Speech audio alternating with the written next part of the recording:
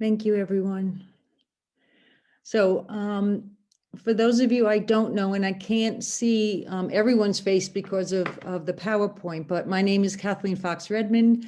I'm in the Boston area right now, but I was part of Lake Harriet spiritual community for 2 years, a couple of years ago. And I am just so grateful and delighted to be here today with all of you, talking about a really important topic for us all the time. That is the topic of joy, but especially in the world we're living in right now, I think it's a really important topic to explore together. We're going to have some time, and I think Gary has set it up that you will be able to unmute yourself in the beginning, because Lake Harriet does videotape these services every week, and they put them on YouTube for people who can't be with us here today. We will have a little bit of discussion or comments at the beginning, and then at the end. And so at that time, you will be able to unmute, and then you will be on mute, so that Gary can video this. And then I'm going to just offer some of my thoughts on joy and the benefits of joy.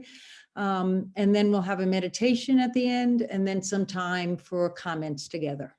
All right. So again, thanks everyone for being here. So I'd love to start with just, let's define what we mean by joy. Okay, let me see. Hold on. There we go. No more technical issues. That's the universe saying you don't need your slides. Just talk from your heart. Anyway, so joy is one of our many emotions that we have. It comes and goes. It's certainly one of those emotions that people say, I love it when I feel it and I want more of that. But for a minute, anyone who'd like to unmute, and again, I can't see all of you, so you don't need to raise your hand, just kind of jump in. When people see the question, what is joy? What comes to mind?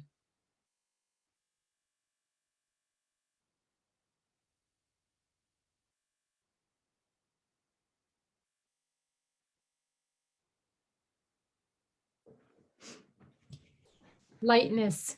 Lightness. Thanks, Cindy. Anybody else? Bubbling over. Nice. Nice. A feeling that I belong here and I have a purpose. Great. Happy. Unconditional love. Lovely. Thank you. The desire to skip wherever I am. I like that. Laughter.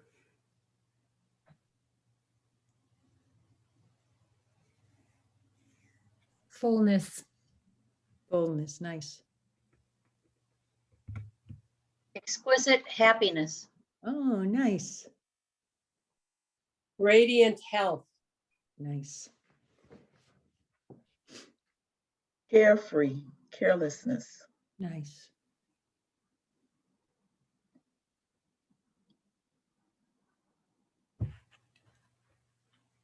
Anybody else?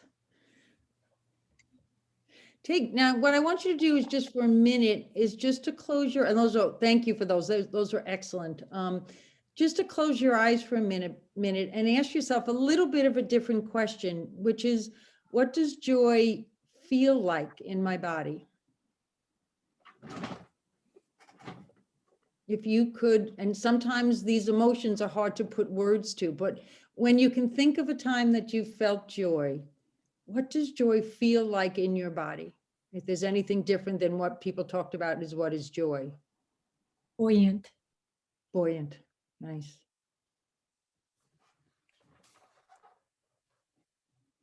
Is there a warmth? Is there an excitement? Some people feel an excitement when they feel joy. Exuberant. Exuberance. Nice. Tingling in my cells and also the desire to smile. Oh, nice.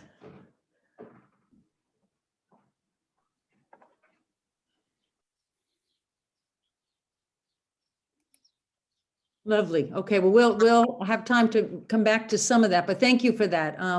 I think we've all experienced joy. And again, like I said, when we experience it, it's one of those emotions that we wish we could have more. And sometimes we even have the desire, like, can I live in joy all the time? And that's not really, in some ways, the way the experience on this planet was designed. We have contrast. And yet the beauty of contrast and feeling other emotions not only gives us the ability to experience life fully and have compassion for one another, but it also gives us the ability to appreciate joy when it comes. When we don't always have it, when it comes, it feels special.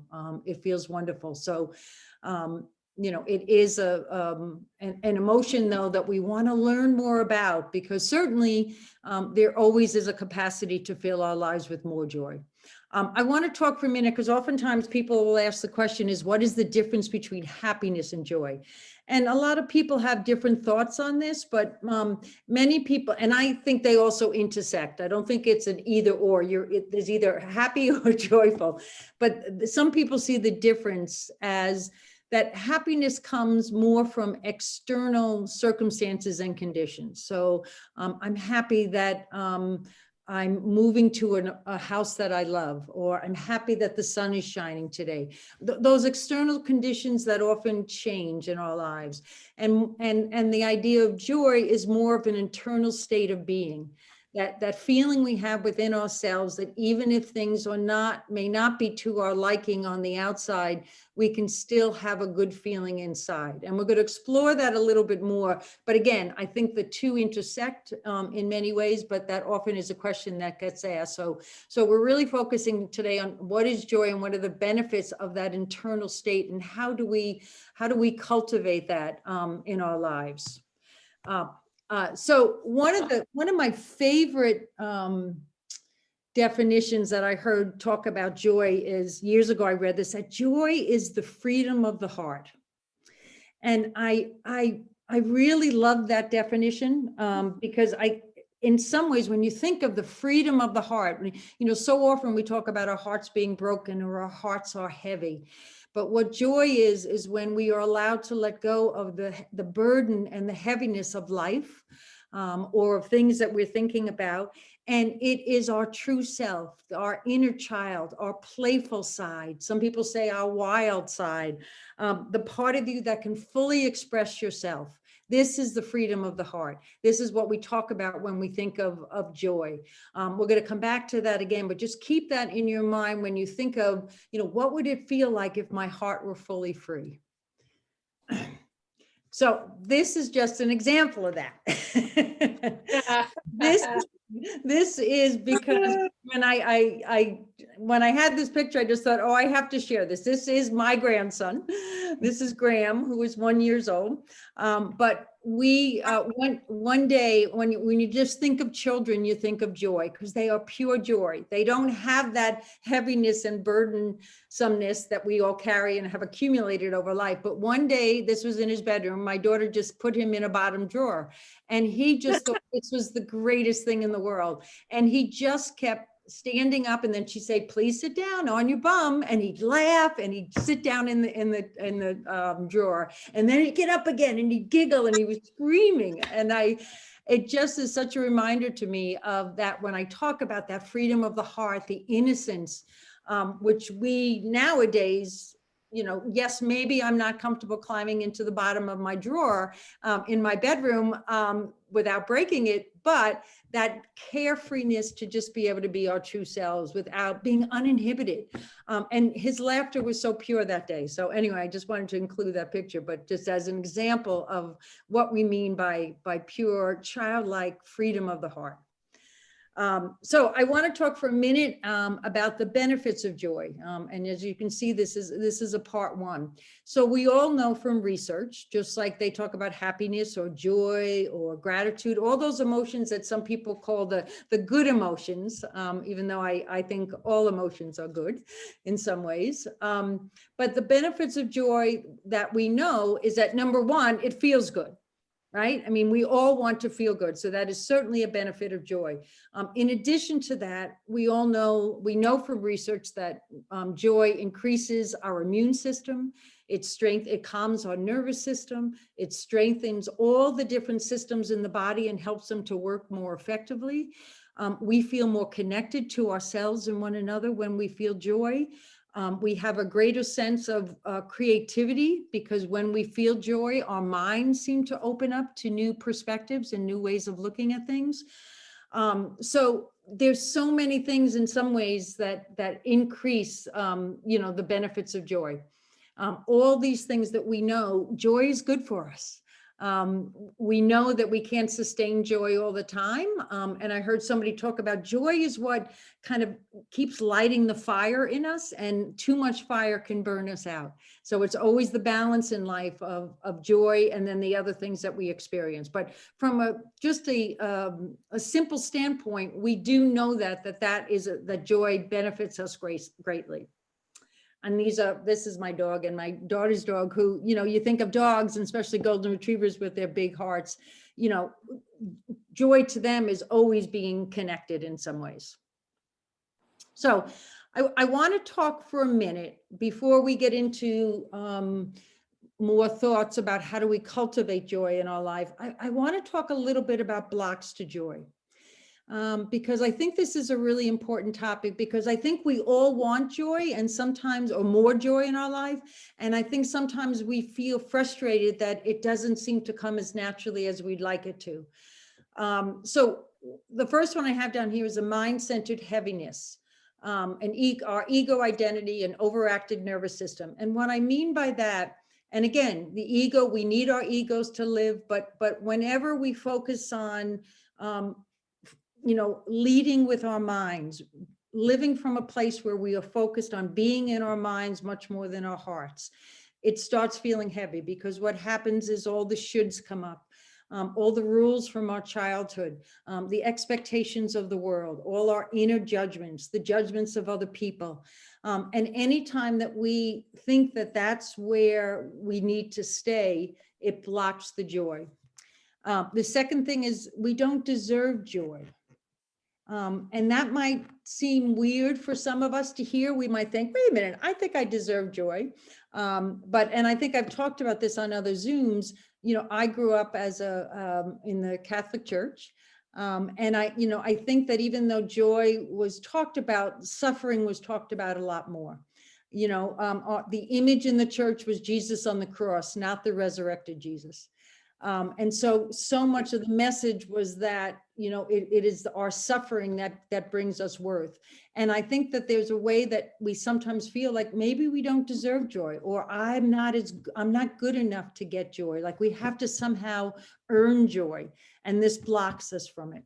I think our fear of judgment, rejection, and disconnection blocks us from joy, because as we know, those are the things that help us to get closer to ourselves and others. And when we're afraid of that, we block joy. Control and needing things to be one way or the other. I think when we're in our life and we say, but this is not going, or you're in a situation and this party is not going the way I wanted it to do, there could be moments of joy that you're missing because of thinking it needs to go the way that you want it to. And the last one that I came up with, and we could add 20 more to this list, but I just picked a couple today. But the last one, which I think is really important, is we don't give ourselves permission to feel joy. And that certainly is connected to we don't deserve joy. And this is many layered. I think on one level, we don't give ourselves permission to feel joy because of our own either self-punishment or our own unworthiness or our own shame. We also don't give ourselves permission to feel joy when other people around us don't feel like they're in joy. And so I want to, stop for a minute and just talk a little bit about what we're, hold on, let me just get to the next slide here. There we go. So, and you're thinking, what are these things? I just want to stop and pause for a minute, because I don't think we can talk about how to cultivate joy without talking about what's going on in the world right now.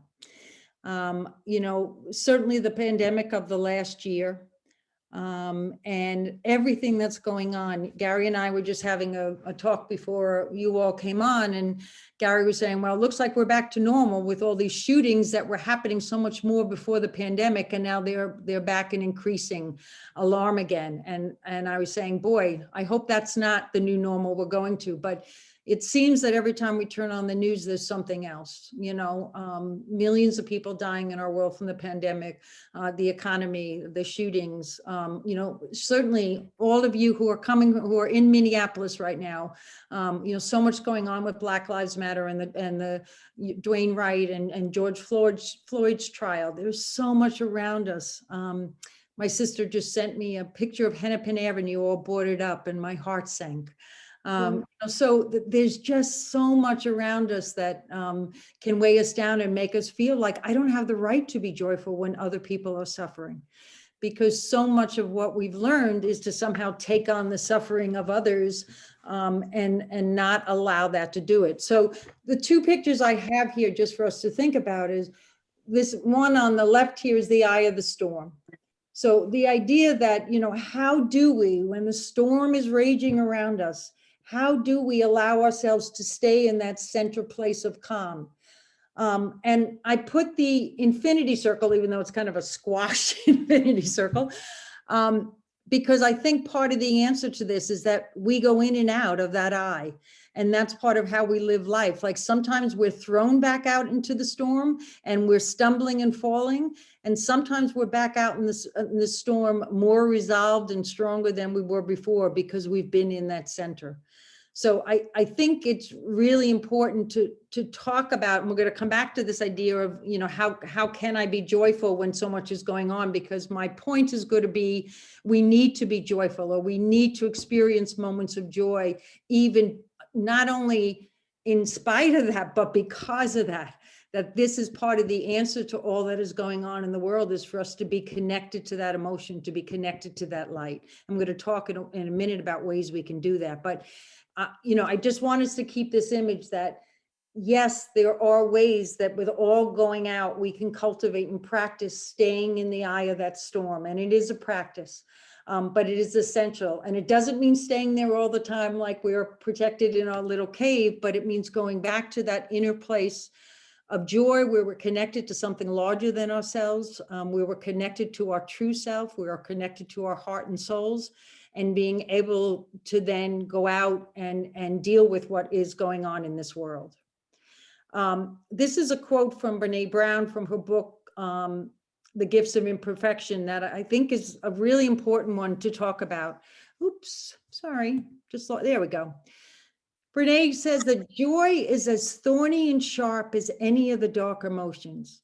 To love somebody fiercely, to believe in something with your whole heart, to celebrate a fleeting moment in time, to fully engage in a life that doesn't come with guarantees. These are risks that involve vulnerability and often pain. When we lose our tolerance for discomfort, we lose joy. And I had to read that a couple of times too, to let that kind of sink in, but it's her notion all the time that when we numb the pain, we numb the joy. So a lot of times it's that feeling of if it's either an either or, so that with all that's going on in the world, I just have to, never read the news and never think about it. And I know there are days that we all need to do that. But I think what Brené's saying here is that if we're numbing rather than making it part of our whole experience as a human being, we're also closing ourselves down to allow that joy to come through our life. So I think it's a really important piece of this idea of discovering the benefit of joy, is to say that in some ways, the journey of being human is a both and or.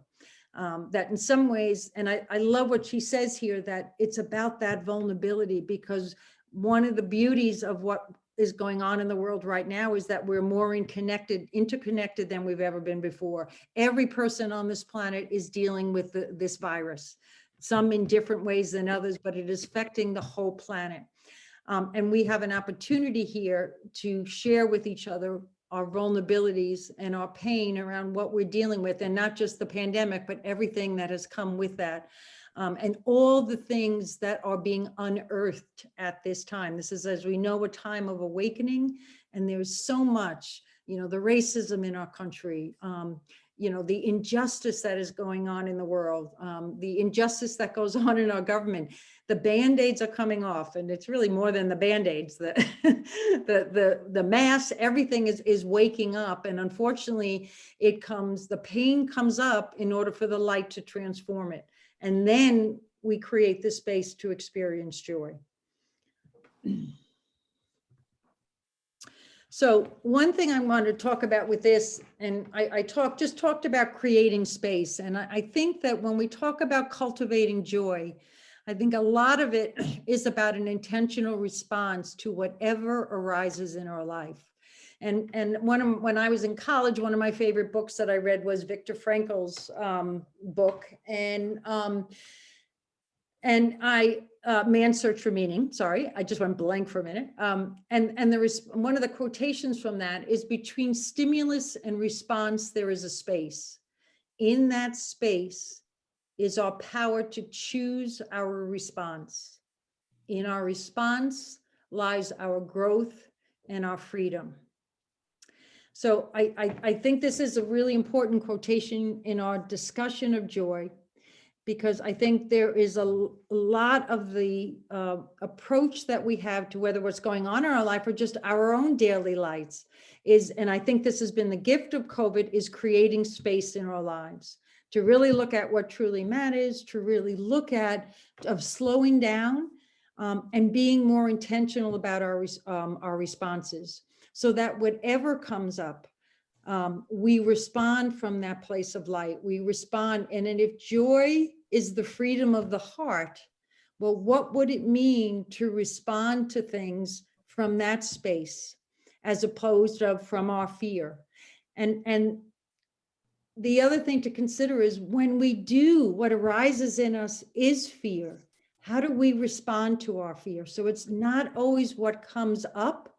I think what is so much important is this intentional response, that whatever comes up in our life is okay. It's part of being human. Sometimes we're on the spiritual path and we think, I'm not allowed to feel fear. That's not spiritual. And I think, yes, it is, because to be spiritual is to be human and to be fully authentically human. And in some ways, the power of our spiritual, growth just lies, our growth and freedom is, how do we choose, and what are the tools that we learn to respond to when fear comes up? Do we love our fear? Do we love that child in us who's feeling afraid and saying it's okay? Or do we shame ourselves because we're feeling fear? So what is the space we create in our lives and within our hearts to respond to things in a way that allows our hearts to open up to the joy that can come into our lives? Sometimes we seek joy outside of ourselves, or we're always trying to pursue, I have to do something to feel joy. What if we thought about a different way, is that I just have to open up to allow joy to move through me? Joy is our natural state. And what is it, when I talked about those blocks, what are those things that block us so that it's harder to feel that joy? And I'd like to propose that one of this is this notion of an intentional response to everything that arises in our life. And, especially looking at it is allowing that to be a response of love. So I want to talk just for a minute of a couple of freedom of the heart practices and joy practices in some ways. I think that intentional response is an important one. Another one would be a gratitude practice.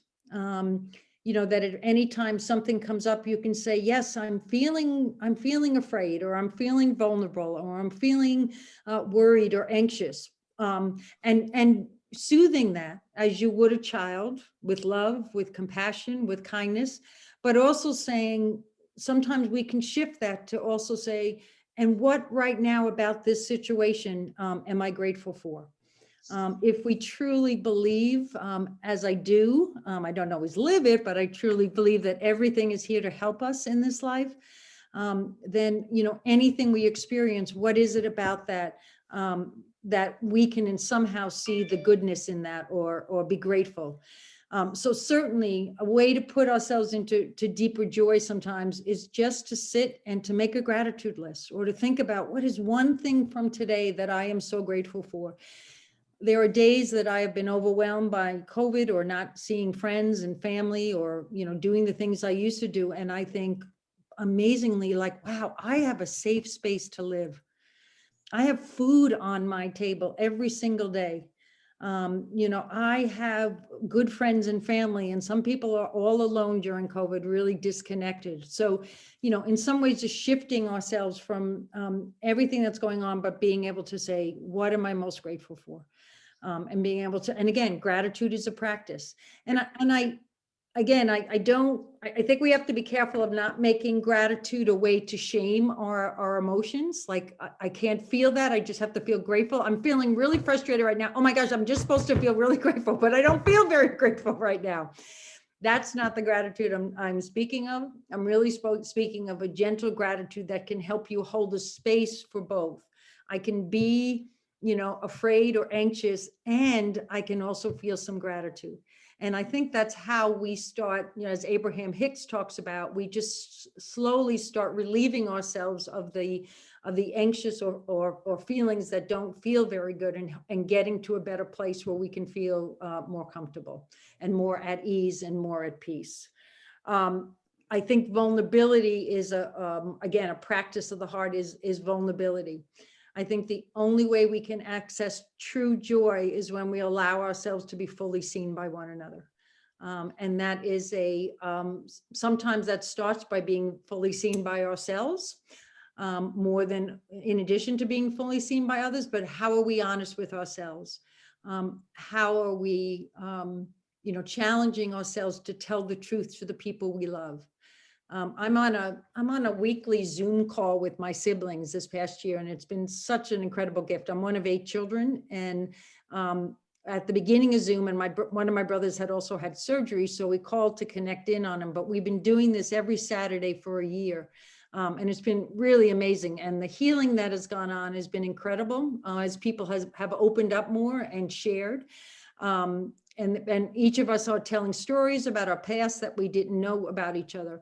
But it was interesting because I was thinking about today, last night, and then in the middle of the night at 2 o'clock, I woke up for a little bit, and I got that anxious feeling like, oh, everything I'm talking about is stupid. What am I doing? I must be missing out on things. And I was able to calm myself down. But all of a sudden, I feel like I got a really clear message. It said, you need to share your shame with your siblings.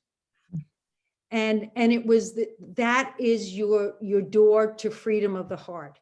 That, there have been pieces of you that you've been sharing. But when I think of what are the things I'm most afraid to share, the times in my life I've felt shame, the times in my life I've been afraid that if I ever shared this, or they ever saw this part of me, they would reject me and not love me. And I could feel this welling up, and I got up and I wrote down on a piece of paper, you need to email them and say, next week I'd like to share something. And I needed to do that.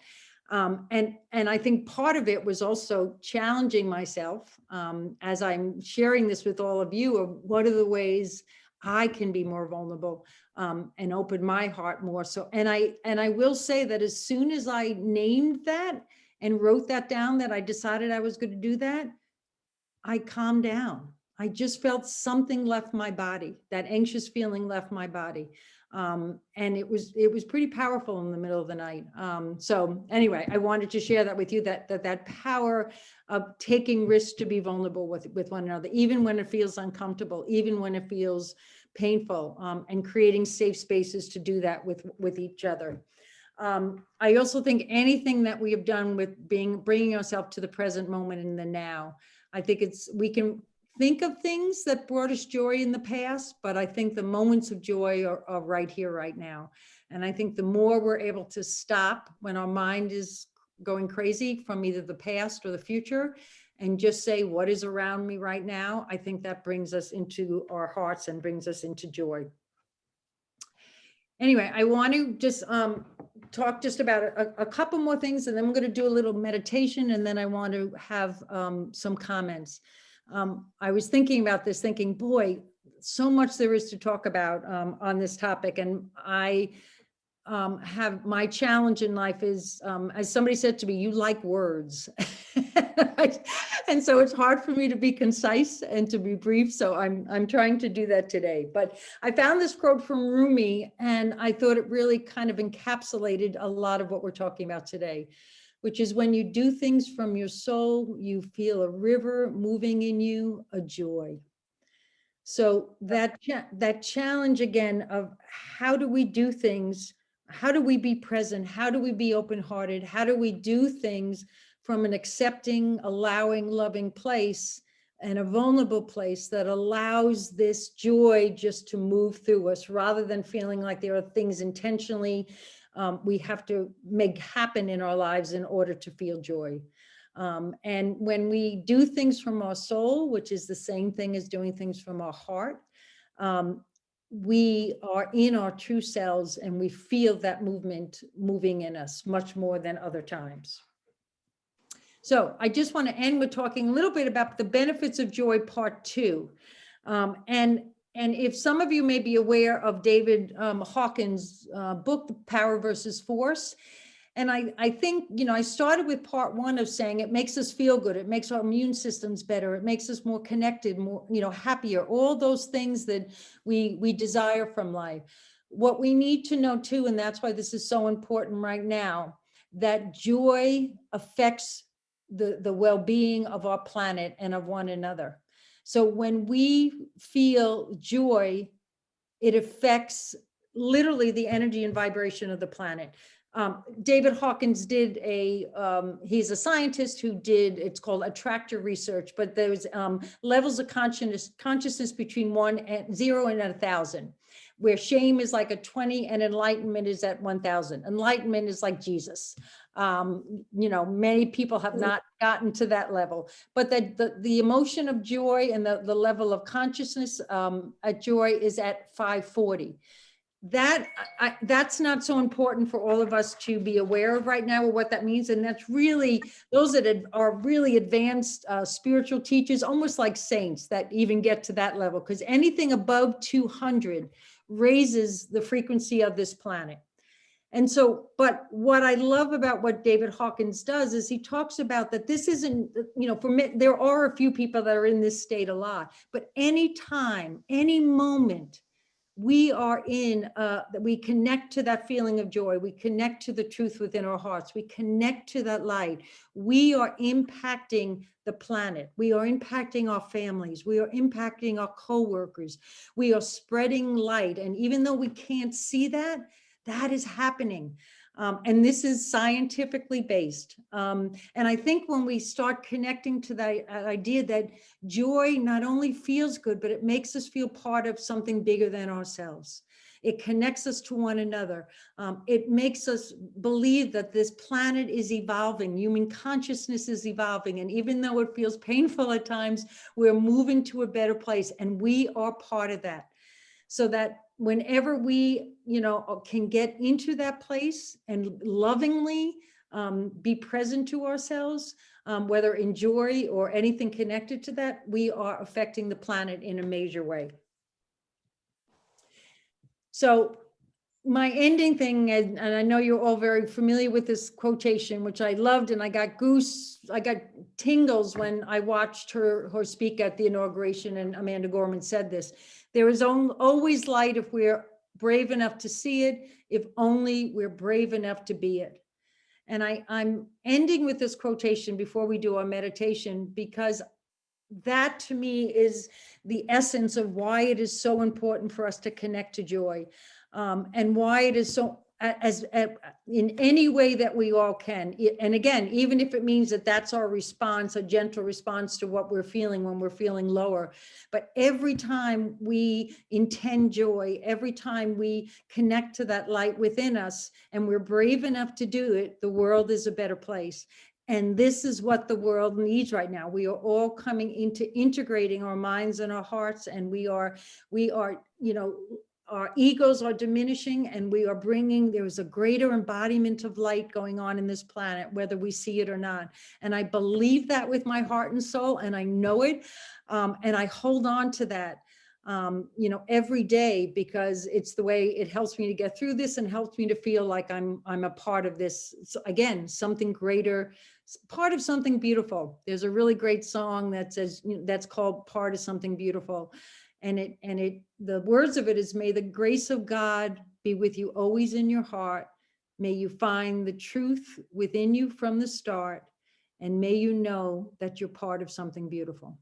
And I think if we hold on to that and say, we're going to cultivate joy and we're going to be with one another and with ourselves in that way, then I think we're cultivating a better world and a better self.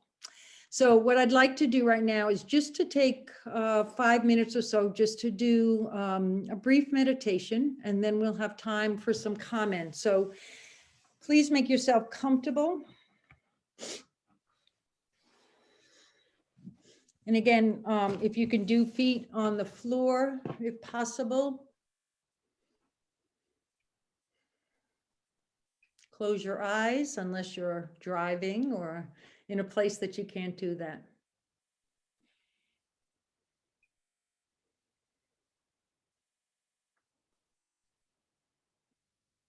And I want you to feel the roots coming out of your feet into the ground.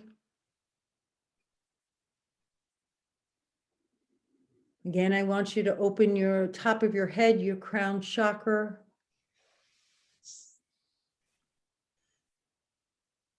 And I want you to imagine a beam of light coming down from above your head,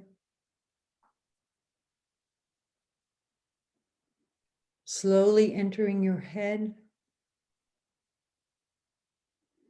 moving down your entire body.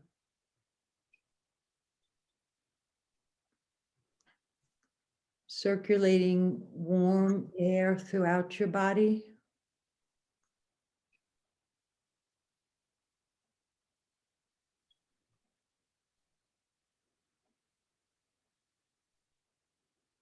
And I want you to imagine that beam of light landing in your heart.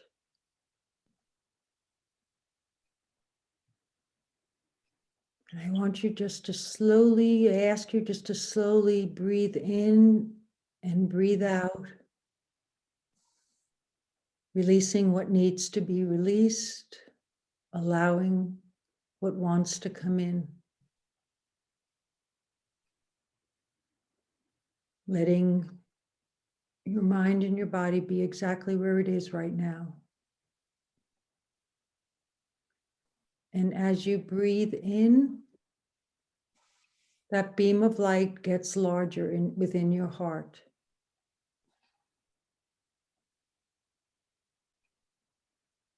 And I want you to picture whatever you feels comfortable, whether it's a candle, the sun, some image of light that is filling up your heart and across your whole chest, the area of the heart chakra, and spreading out throughout your entire body.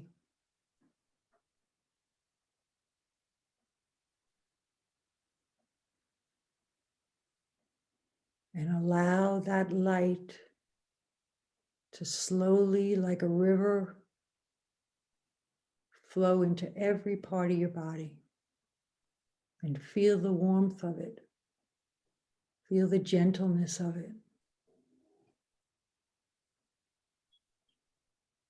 Feel the safety of it.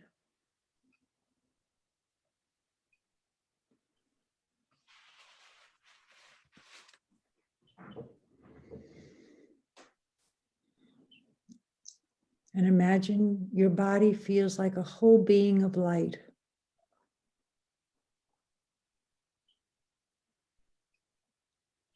It may feel like it's vibrating. It may feel just very still, but there is light everywhere filling your body. And I want you to imagine yourself back in your heart as you are watching and observing this body-filled light. And I want you to feel very safe within your heart, comfortable.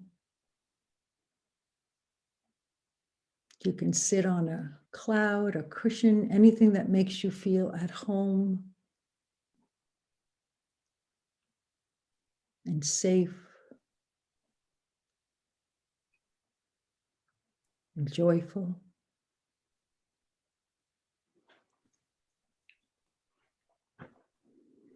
And I'm just going to ask you 3 questions.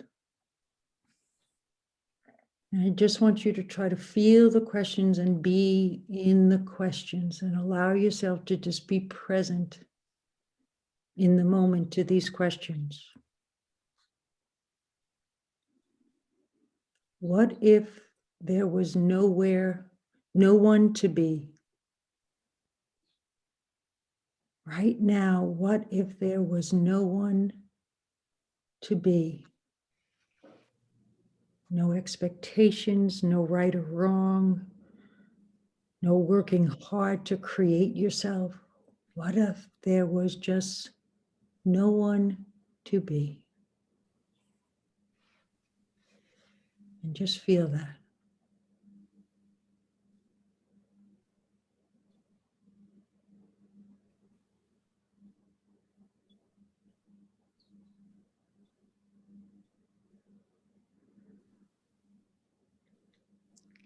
And what if there was nowhere to go?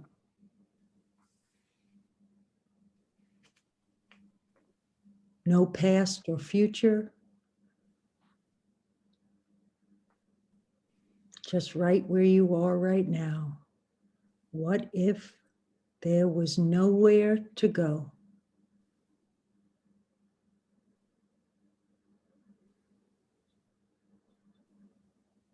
Just feel into that.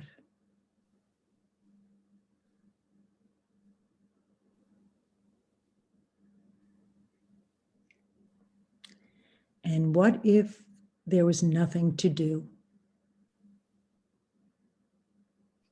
Nothing at all to do. What if there was nothing to do? And just feel into that. Whatever comes up, it's okay. Respond with love.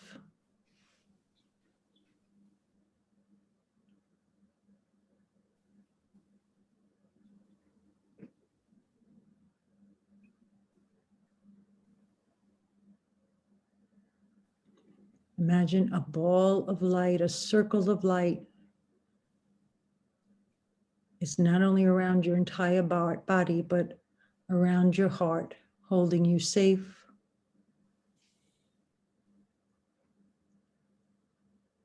Allowing that joy to come through your heart.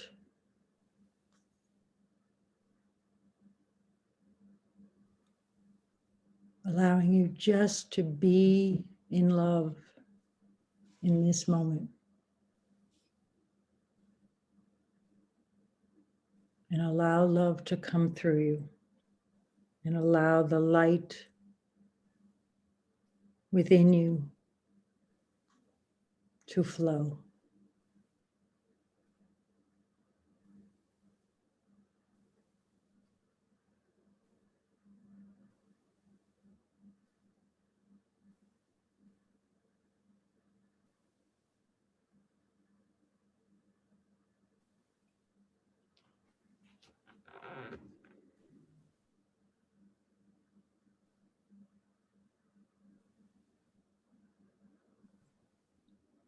And I'd like you to thank this moment.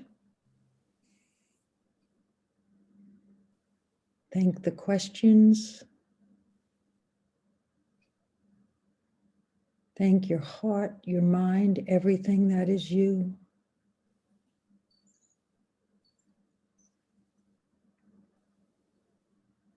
Just for this experience.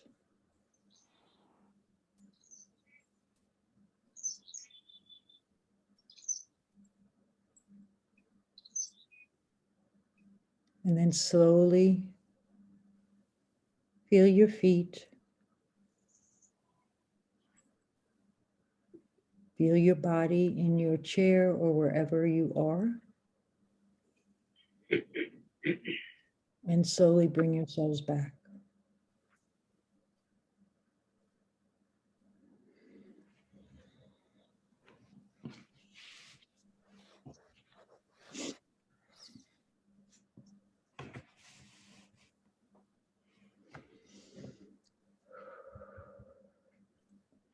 So I'd like to just take a couple of minutes to either anyone to comment on how that felt. And again, we're risking being vulnerable. So whatever you felt is great. Whatever you felt is what was meant to, for you to be felt in this moment. So to share either how that meditation felt for you or to share any thoughts about joy and the benefits of joy that you would love to share, because we're all here to learn from each other. So please feel free to just jump in. Kathleen. Cindy. Hi, thank you so much. That was beautiful meditation. Feel really relaxed. Good. And I had two thoughts during your presentation that I think are, I love when you said like what gets in the way. Because I had a client just last week who was not wanting to be too happy because then when it passed, there would be such a letdown. Right. And I think that's what happens sometimes, but I always think I'd rather at least have the happiness, even if it was fleeting, you know? So I think that's a great point. Yeah. yeah. And then I love that, you know, I always think when somebody, you know, when it's hard and there's pain going on in the world, in a lot of ways, you know, it's not that I don't feel it, because I certainly do.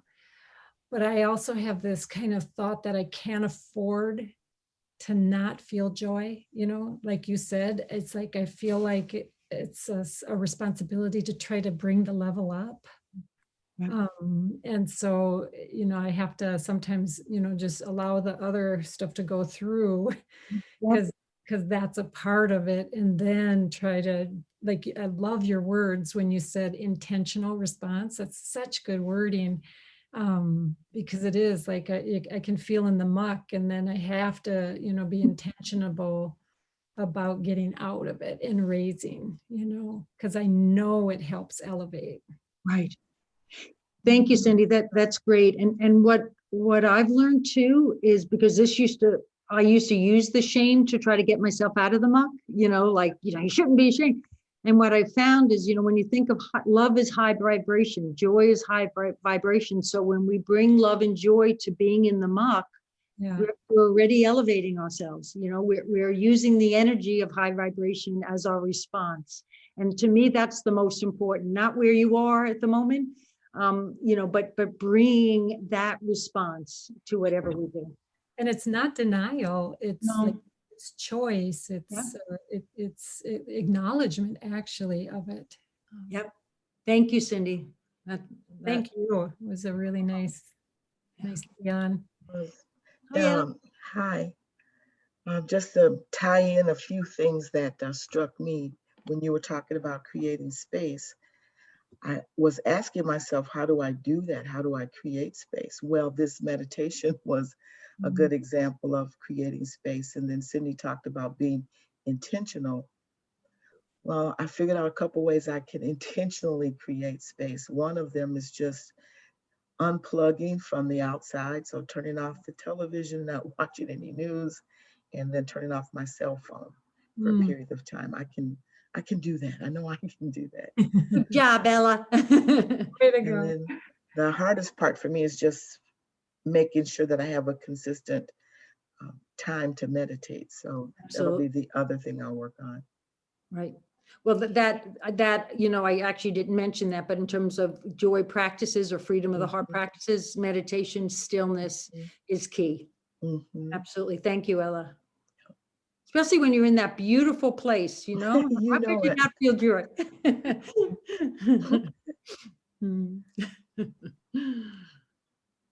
Any other comments?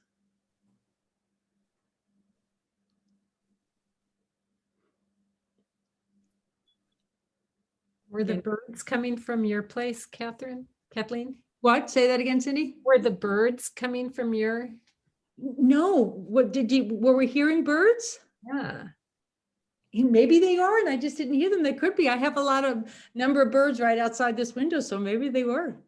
When we started the Zoom, there was a car alarm, and I thought, oh, I hope that doesn't happen. There's always a reason for the car alarm too. So anyway, any other comments anyone would like to share? Well, I'm grateful for today and the reminders. And I'm grateful that I can create space Mhm. for joy. So thank you. You're welcome. Well, I wish that for all of us. And you know, again, there's always light if we're brave enough to see it, and if only we're brave enough to be it. So, you know, I hope we can all be in the light. And if anyone has any, I just put actually my website is under a little construction right now. I'm fixing something on it. So, but you can get to me at Kathleen at KathleenFoxRedmond.com. If anybody has any other comments or questions they have, I would love to hear from you and keep the conversation going. So anyway, but thank you all for today, and be well and be joy.